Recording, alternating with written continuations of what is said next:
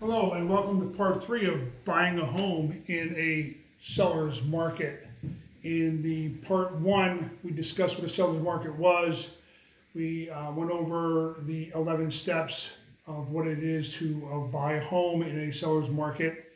Part 2, we covered the buyer consultation, the pre-approval, and the establishing of a budget and what that means for you moving forward and how that will help make this process stress-free for you and more fun.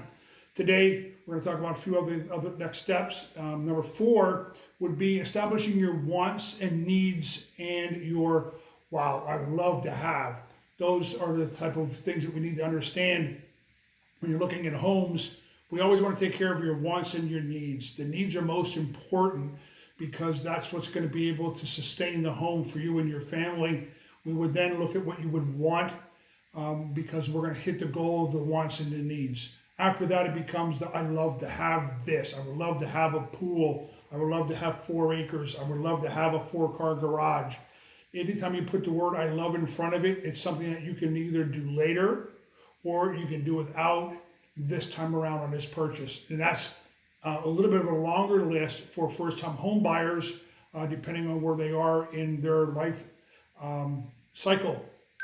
So we'll go over that in great detail. Once we've established those wants, needs, and boy, I would love to have this, I will take that information along with your budget and deploy my technology to find the homes that meet all of those things and how many of the boxes can we check off as we go down the list.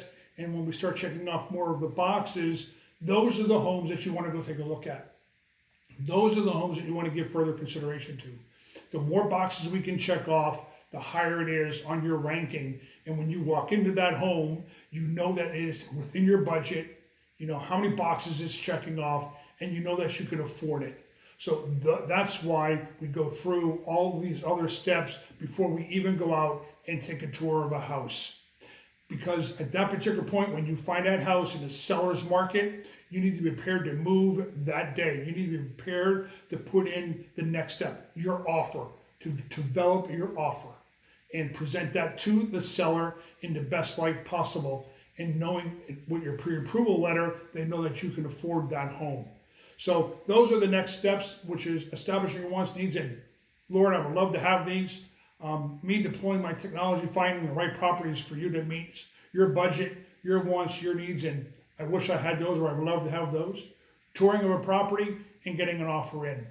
Please follow me on my Facebook page and Instagram page at David Snyder Realtor for parts 4 and 5 of buying a home in a seller's market.